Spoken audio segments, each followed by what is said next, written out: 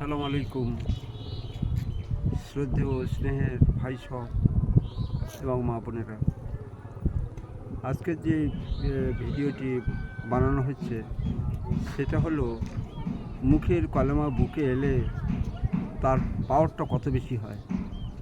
বলছি, মুখে যখন কলেমা থাকে এটা কলমার বোল বলা হয়।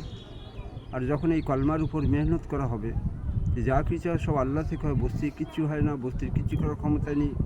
নৈফাসন তরিকা, শান্তি, কামিয়াবি, সফলতা, এই কথাগুলো যখন মানুষের কাছে বলবো তখন আস্তে আস্তে করে এই মুখের কলমাটা বুকে নামবে, আর বুকে নামলে তখন ঈমান হবে।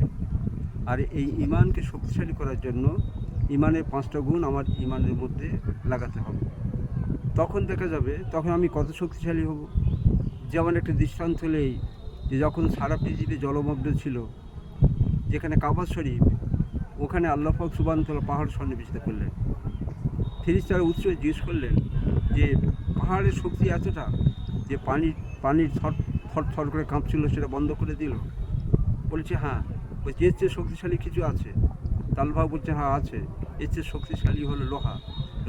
লোহা দিয়ে পাথুরে পাহাড়কে চুরমার করে দেওয়া যায়। বলছে লোহার চেয়ে দামি কী আছে?